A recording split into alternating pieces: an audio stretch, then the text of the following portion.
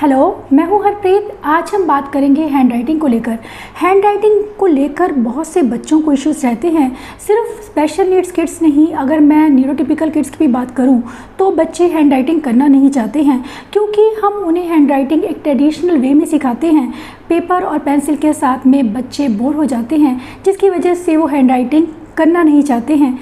Hand writing के लिए कुछ ज़रूरी स्किल्स होते हैं, अगर वो आपके बच्चे में कम हैं तब भी बच्चे हैंड राइटिंग नहीं करना चाहते हैं। अगर मैं बात करूं स्पेशल नीड्स किड्स की, तो उनमें भी हैंड राइटिंग को लेकर इश्यूज रहते हैं, क्योंकि उनके कुछ ऐसे स्किल्स हैं जो अंडर डेवलप्ड हैं, जिन पर हमें वर्क करने की ज़रूरत होती है। इसके अलावा न्यूरोटिपिकल किड्स में भी इंटरेस्ट कम रहता है हैंड राइटिंग को लेकर। उनके लिए किस तरह से हम कुछ ऐसी इंटरेस्टिंग एक्टिविटीज़ डिज़ाइन कर सकते हैं और प्ले वे में ही किस तरह से हम उन्हें सिखा सकते हैं, और बहुत ही इंटरेस्टिंग वेज में आज मैं कुछ ऐसी ही इंटरेस्टिंग और यूज़फुल एक्टिविटीज़ जो बहुत इफ़ेक्टिव हैं शेयर करूंगी, जो डेफिनेटली हेल्प करेंगी टोडलर्स में, प्री स्कूलर्स में या फिर स्पेशल नीड्स किड्स में हैंड राइटिंग स्किल्स को डेवलप करने में, उनका इंटरेस्ट बनाने में। कोई भी चीज़ या कोई भी एक्टिविटी है, अगर हम उसमें कोई चीज़ डाल देते हैं, कोई प्रॉप डाल देते हैं, कोई इंटरेस्ट की चीज़ डाल देते हैं, तो बच्चे उस चीज़ को करना चाहते हैं। हैंड राइटिंग अगर सिंपली हम दे दें तो बच्चे नहीं करना पसंद करते हैं। मैंने इसमें स्टेंसिल दिया है बच्चे को और बोला है कि उसके अंदर सर्कल बनाने के लिए। ये स्टेंसिल आपको ईजिली किसी भी स्टेशनरी शॉप पर मिल जाएगा। आपको सिर्फ बच्चे को बोलना है। इसमें डिफरेंट साइज़ के सर्कल्स हैं। ये एक्टिविटी बच्चों को हेल्प करती है पेंसिल कंट्रोल में और पेंसिल की ग्रिप को मजबूत बनाने में। अब उन्हीं सर्कल्स को मैं यूज़ कर रही हूँ। एक मैंने उसको पेंट ब्रश दिया है और उसे बोल रही हूँ कि वो उसे उसके ऊपर कलर करे। ये एक चीज़ आई हैंड कोऑर्डिनेशन को डेवलप करने में हेल्प करती है। उसके साथ साथ बच्चे जो है ग्रिप बनना उनकी स्टार्ट होती है।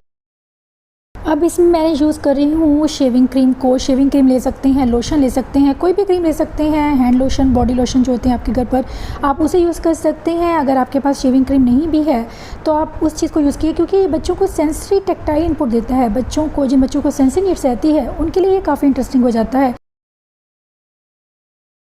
इस एक्टिविटी के लिए मैंने मिरर को यूज़ किया है। एक इंटरेस्टिंग वे में बच्चे को मैंने पेंट दिया है। फिंगर के साथ में बच्चा उस पर लिख रहा है। वर्टिकल सरफेस पर काम करना बहुत यूज़फुल रहता है। अगर आप किसी ओटी से पूछें तो बच्चा सिर्फ उसमें लिख नहीं रहा है, बल्कि वो अपने फिंगर की डायरेक्शन को भी देख रहा है मिरर में, जो कि काफ़ी ज़्यादा बच्चों के लिए हेल्पफुल रहती है कि वो किस डायरेक्शन में उसे हैंड्स को मूव करना है। इसके अलावा मैंने इसमें क्रेयॉन से कुछ बाउंड्री आउटलाइन ड्रॉ की है। कहीं पर थिन, कहीं पर ब्रॉड रखी है मैंने, ताकि बच्चा उसे ध्यान से करे। इसमें बच्चे का कंसंट्रेशन भी आता है, क्योंकि बच्चे का कंसंट्रेशन इंप्रूव होता है इससे। इसके अलावा जो दूसरी चीज़ रहती है, बच्चों इस एक्टिविटी को इंटरेस्ट के साथ करते हैं। बहुत कम लोग जानते हैं कि हैंड राइटिंग को लेकर कुछ फंडामेंटल स्किल्स की ज़रूरत होती है। रिस्ट स्टेबिलिटी का बहुत कंट्रीब्यूशन रहता है बच्चों की हैंड राइटिंग को टाइडी बनाने में, क्लीन बनाने में। नीट एंड क्लीन बच्चे इसी वजह से लिख पाते हैं। जिन बच्चों की रिस्ट स्टेबिलिटी नहीं होती, वीक रहती है, उनको अक्सर डिफ़िकल्टी होती है। इवन कि डॉट टू डॉट जॉइनिंग जैसे सिंपल काम में भी उसको मुश्किल होती है, जिनकी रिस्ट स्टेबिलिटी वीक होती है। इस वजह से बच्चे, मैं अलग अलग तरह से डॉट लगाकर आपको दिखा रही हूँ कि किस तरह से जिन बच्चों की रिस्ट स्टेबिलिटी नहीं है, वो कुछ इस तरह से लाइन को ड्रॉ करते हैं, ढीला ढाला ड्रॉ करते हैं, जिसकी वजह से उनकी हैंड राइटिंग लूज रहती है, लेटर्स फॉर्मेशन अच्छा नहीं होता और डॉट को भी सही से ज्वाइन नहीं कर पाते। रिस्ट स्टेबिलिटी का मतलब है कि लाइन को बिल्कुल सही से ड्रॉ करना, स्ट्रेट ड्रॉ करना। आगे चलकर इस चीज़ का इफेक्ट हमें देखने को मिलता है जब बच्चे लेटर फॉर्मेशन करते हैं। लेटर फॉर्मेशन में उनको डिफ़िकल्टी आती है, उनकी हैंड राइटिंग अनटाइडी दिखती है। अगर आप ध्यान से देखें तो आपको फ़र्क साफ दिखेगा अगर बच्चे की स्टेबिलिटी पे वर्क करने की ज़रूरत है। इसके अलावा आप बच्चों को सीधा वर्टिकल सरफेस दीजिए, वर्टिकल सरफेस पर लाइन सीधी ड्रॉ करने के लिए दीजिए। ये बहुत अच्छी एक्टिविटी है, प्रैक्टिकल वे है बच्चों के राइटिंग स्टाइल पर, उनकी स्टेबिलिटी पर वर्क करने का। इसके अलावा कोर स्ट्रेंथ की अगर बात करूँ तो कोर स्ट्रेंथ बच्चों में काफ़ी वीक रहते हैं। जो बच्चे सीधा पोस्चर नहीं रहता जिनका, उनको भी हैंड राइटिंग में लेकर डिफ़िकल्टी रहती है। शोल्डर अच्छे से काम नहीं करते, क्योंकि शोल्डर का स्टेबल होना भी बहुत ज़रूरी है। ऐसे में आप उन्हें सर्कल दे सकते हैं ट्रेस करने के लिए एक वर्टिकल सरफेस पे। मैं आपको डोर पर इसलिए करके बता रही हूँ क्योंकि ब्लैक बोर्ड नॉर्मली घरों में कम रहता है, तो आप एक प्रैक्टिकल वे में कर सकते हैं बच्चों के साथ में कि आप उसे डोर दें और डोर पर उसे बोलें सर्कुलर मोशन में उसको करने के लिए सर्कुलर स्ट्रोक्स लगाएं, क्योंकि इससे जो है बच्चों की आप डायरेक्टली उनके शोल्डर पर वर्क कर रहे हैं, शोल्डर स्टेबिलिटी पे वर्क कर रहे हैं, साथ साथ आप उनकी मिड लाइन पर वर्क कर रहे हैं। अगेन ये कोर स्टेबिलिटी की एक्टिविटी है। बच्चों की अपर एक्सट्रीमिटीज़ पर वर्क करना बहुत ज़रूरी है उनकी अच्छी हैंड राइटिंग के लिए। तो ये एक फंडामेंटल स्किल है जो बहुत ज़रूरी रहता है हैंड राइटिंग में। आप बच्चे को थेरेपी बॉल दे सकते हैं और उसे गोल गोल घुमाने के लिए बोलिए। बच्चे को नीज़ के भार पे उन्हें बैठने के लिए बोलिए। नीज़ पर बच्चा बैठा हुआ है और दूसरी चीज़ है कि बच्चा आप चाहें तो ब्लॉक दे सकते हैं, आगे को झुककर बच्चा पैक्स को लगाए या ब्लॉक्स को लगाए। ये भी चीज़ बच्चों के शोल्डर पर वर्क करने में बहुत हेल्प करती हैं। ऐसी एक्टिविटीज़ ये सब थेरेपी एक्टिविटीज़ हैं जो आप बच्चों के साथ ईजिली घर पे कर सकते हैं। आई हैंड कोऑर्डिनेशन एक ऐसा स्किल है जिसका होना बहुत ज़रूरी है जब हम हैंड राइटिंग की बात करते हैं, क्योंकि बहुत ज़रूरी कंपोनेंट रहता है। क्योंकि जिन बच्चों को आई हैंड कोऑर्डिनेशन में डिफ़िकल्टी रहती है वो बच्चे एक सिंपल सा टास्क जिसे हम कहते हैं कि डॉट जॉइनिंग का काम, उसमें भी उनको काफ़ी मुश्किल लगती है, क्योंकि बच्चे डॉट टू डॉट जॉइनिंग कर पाते, उनकी लाइन इधर उधर चली जाती है या फिर डॉट से बहुत आगे निकल जाती है। बच्चे इस चीज़ को रियलाइज़ नहीं कर पाते कि उन्हें कहाँ तक लेकर जाना है लाइन को। तो ये एक चीज़ जिन बच्चों का आई हैंड कोऑर्डिनेशन स्किल्स वीक रहते हैं उनके साथ ये अक्सर होता है। तो ऐसे में हम बच्चों को कुछ ऐसी चीज़ें दे सकते हैं जो उनके लिए क्लियर रहे। उन बच्चों को विजुअल दिए जा सकते हैं, जैसे कि मैंने ये स्टिकर 2 यूज़ किए हैं और उनको बोल रही हूँ कि आपस में उनको ज्वाइन करने के लिए। ये क्लियर विजुअल रहता है बच्चों के लिए। इसका ये भी एक एडवांटेज रहता है, बेनिफिट रहता है कि बच्चे उस आगे तक उनकी पेंसिल नहीं जाती है, वहीं पर ही रुक जाती है। इसके अलावा कुछ आई हैंड कोऑर्डिनेशन की एक्टिविटीज़ कर सकते हैं आप बच्चों के साथ में, कि बच्चे को जिससे आप डिफरेंट वे में बच्चे के साथ में इन स्टिकर्स को यूज़ कीजिए। अलग तरह से किस तरह से पेंसिल को चलाना है, किस तरह से पेंसिल को कंट्रोल करना है, कुछ ऐसी एक्टिविटीज़ उनके लिए डिज़ाइन की जा सकती हैं। इसके अलावा आई हैंड कोऑर्डिनेशन की स्किल पर काम करना, उनके फाइन मोटर स्किल्स पर काम करने के लिए ज़रूरी रहती है कुछ ऐसी एक्टिविटीज़ उन्हें देना, जैसे कि मैंने चॉक के साथ टेबल पर ए बनाया है और उसे बोल रही हूँ कि उसे मैंने ब्रश दिया है जिसे पानी के साथ उसे इरेज करना है इसे। ये कुछ एक्टिविटीज़ इंटरेस्टिंग वे में अगर बच्चों को दी जाती हैं तो बच्चे उसे करना पसंद करते हैं। एक्टिविटीज़ आप प्री स्कूलर्स के साथ कर सकते हैं, अपने छोटे बच्चों के साथ कर सकते हैं, एएसटी किड्स के साथ कर सकते हैं, न्यूरोटिपिकल किड्स के साथ कर सकते हैं। जिन बच्चों को हैंड राइटिंग को लेकर कुछ इश्यूज़ हैं, उनके लिए हैंड राइटिंग जो करना नहीं चाहते हैं, उनके लिए एक्टिविटीज़ डेफिनेटली हेल्प करने वाली हैं। नेक्स्ट जो है वो विजुअल परसेप्शन की एक्टिविटी है, क्योंकि विजुअल परसेप्शन का बहुत इंपॉर्टेंट रोल रहता है जब हम बात करते हैं, क्योंकि विजुअल परसेप्शन की वजह से बच्चों को रीडिंग और राइटिंग को लेकर डिफ़िकल्टीज हो सकती हैं। इसलिए मैं कुछ ऐसी चीज़ें कर रही हूँ, उसे बोल रही हूँ कॉपी, जो मैं उसको बोल रही हूँ डॉट को ज्वाइन, उस हिसाब से अगर उसे किस डायरेक्शन में लाइन को जोड़ना है डॉट के साथ में, ये एक एक्टिविटी हेल्प करती है। सिंपल फिगर है बिल्कुल, आप ऐसी ही कुछ डॉट ज्वाइनिंग की सिंपल एक्टिविटीज दे सकते हैं। कभी कभी उसको आप उसे चाहें तो स्टैंडिंग लाइन भी दे सकते हैं, स्लीपिंग लाइन दे सकते हैं बिगिनिंग में। उसके बाद आप उसे कुछ ऐसी चीज़ें बनवा सकते हैं जैसे कि मैं हार्ट बना रही हूँ।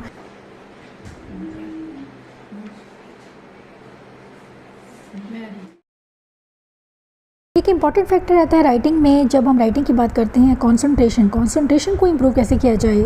बच्चे अक्सर काइनेटिक सेट को बहुत पसंद करते हैं, इसे मैं बहुत ज़्यादा यूज़ करती हूँ क्योंकि बच्चे इसके साथ बहुत खेलते हैं और खेल ही खेल में आप बच्चों को उनके लेटर फॉर्मेशन पे वर्क कर सकते हैं, उनके कंसंट्रेशन पे वर्क कर सकते हैं। मैं जिस डायरेक्शन में फिंगर को घुमा रही हूँ, मेरे पीछे पीछे बच्चा भी घुमा रहा है। ये एक चीज़ की जब तक मैं फिंगर मेरी चल रही है वो लगातार उस पर उसका अटेंशन बना हुआ है, जो कि बहुत ज़रूरी है, क्योंकि कंसंट्रेशन का होना राइटिंग के लिए सबसे ज़रूरी फैक्टर रहता है। कंसंट्रेशन कम होने की वजह से बच्चों को सिंपल से काम करने में, जिसे हम कहें कि 1 to 5 तक डॉट को ज्वाइन करो, इसमें भी डिफ़िकल्टी होती है, क्योंकि बच्चे अक्सर लॉस्ट हो जाते हैं और सही से वो काम कर नहीं पाते, जिसकी वजह से आगे चलकर हैंड राइटिंग उनके लिए काफ़ी डिफ़िकल्ट प्रोसेस बन जाती है। ऐसे में ज़रूरी हो जाता है कि हम उनके कंसंट्रेशन पर वर्क करें। आप उन्हें कुछ ऐसी हैंड राइटिंग एक्टिविटीज़ दे सकते हैं, जैसे कि ये पैटर्न थोड़ा उसे ड्रॉ करके दीजिए और बाकी उसे ट्रेसिंग के लिए दीजिए कि वो ट्रेस करे उसके ऊपर, क्योंकि ऐसी एक्टिविटीज़ के साथ में बच्चों का कंसंट्रेशन लगातार बना रहता है। की एक एक्टिविटी जिसमें ये सभी एक्टिविटीज़ मैंने राइटिंग को ही ध्यान में रखी की हैं। आपने देखा होगा कि सभी में बच्चे कुछ ना कुछ यूज़ कर रहे हैं, फिंगर्स को लिख रहे हैं, चाहे वो यूज़ कर रहे हैं फिंगर को या फिर पेंसिल को, मार्कर को या फिर पेंट ब्रश को। अगर इनमें से कोई एक स्किल भी मिसिंग रहता है, सारी उम्र के लिए उनकी हैंड राइटिंग अनटाइडी रहती है। हमें शिकायत रहती है कि हमारे बच्चे साफ़ क्यों नहीं लिखते हैं, सही क्यों नहीं लिखते, या लेटर की फॉर्मेशन में प्रॉब्लम है। ये सब चीज़ें नहीं होंगी अगर आप इन एक्टिविटीज़ के साथ में बच्चों को घर पर ही राइटिंग की प्रैक्टिस करवाएं। ये एक्टिविटीज़ बिल्कुल सिंपल हैं, ईजी हैं और साथ में बच्चों के लिए बहुत इंटरेस्टिंग है, जिससे बच्चे खुद से करना पसंद करेंगे। इस एक्टिविटी में मैंने काइनेटिक सेंड को अगेन लिया है और इसमें मैं बच्चे को बोल रही हूँ कि वो लेटर को, किसी भी लेटर को स्टैम्प करे उसके ऊपर। अब ये क्लियर विजुअल उसके लिए है कि मुझे इस पर ट्रेसिंग करनी है। फिंगर के साथ में उसको ट्रेसिंग करने के लिए बोल रही हूँ। ये एक चीज़ कि बच्चों को पता रहता है कि मुझे किस डायरेक्शन में जाना है। एक काइनेटिक सेंड का जो टच है वो उनको पसंद आता है। दूसरी चीज़ है वो लेटर की फॉर्मेशन सीखते हैं। मैंने ये बोल लिया है, ऐसी एक्टिविटीज़ आपको इजीली मिल जाएंगी कहीं भी। मैं इसको यूज़ कर रही हूँ कि इसमें जो डीप स्पेस बना हुआ है अंदर, अपने आप फिंगर उसमें जाती है। आप चाहें तो पेंसिल ले सकते हैं, आप चाहे तो फिंगर ले सकते हैं। फिंगर के साथ में बच्चे को बोलिए करने के लिए, क्योंकि उसको फॉर्मेशन का पता रहता है कि मुझे किस तरह से एक्चुअली उसको लिखना है। ये एक चीज़ डायरेक्शन का पता होना, फॉर्मेशन का पता होना। इसके अलावा ये चीज़ रहती है कि बच्चों को डीप स्पेस में अपने आप उनकी फिंगर उस पर चलती है। आप चाहे पेंसिल ले सकते हैं, मार्कर ले सकते हैं। मैं इसमें क्रेयॉन को यूज़ कर रही हूँ। डिफरेंट राइटिंग टूल्स को यूज़ करना भी एक बहुत अच्छी चीज़ रहती है कि बच्चों को अलग अलग टूल्स के साथ में करने में अच्छा लगता है। उन्हें ये एक्टिविटीज़ ना सिर्फ इंटरेस्टिंग लगेंगी, बल्कि इससे आप फन वे में उनके उस स्किल्स पे भी वर्क कर रहे हैं जो ज़रूरी है हैंड राइटिंग के लिए। क्योंकि जब बच्चे छोटे रहते हैं उस वक्त से ही अगर हम उन स्किल्स पर ध्यान देते हैं जो कि ज़रूरी हैं एक अच्छी हैंडराइटिंग के लिए, तो आगे जाकर बच्चों को डेफिनेटली सक्सेस मिलेगा। बच्चे अच्छी हैंडराइटिंग लिख पाएंगे। तो ये एक्टिविटीज़ ना सिर्फ स्पेशल नीड्स किड्स के लिए, प्री स्कूलर्स के लिए, बल्कि उन बच्चों के लिए भी बहुत ही बेनिफिशियल हैं जो बच्चे हैंडराइटिंग लिखते हैं, अनटाइडी लिखते हैं, जिन्हें हैंडराइटिंग को लेकर कुछ इश्यूज़ रहते हैं। ये एक्टिविटीज़ डेफिनेटली हेल्प करेंगी बच्चों में हैंडराइटिंग में इंटरेस्ट लेने में, कि बच्चे हैंडराइटिंग खुद से करना चाहेंगे। हैंडराइटिंग उनके लिए एक इंटरेस्टिंग प्रोसेस बन जाएगी, एक इंटरेस्टिंग स्किल बन जाएगा जो कि बच्चे खुद से करना पसंद करेंगे। इसके अलावा अगर बच्चों की हैंडराइटिंग पुअर है उस पर भी आप वर्क कर रही हैं इन स्किल्स पर वर्क करके। और सबसे इम्पॉर्टेंट, आप बहुत ही कम कॉस्ट में ये चीज़ें बच्चों को घर पर करवा सकते हैं। आप देखेंगे कि बच्चे खुद से हैंडराइटिंग को करना चाहेंगे और इंटरेस्ट लेंगे।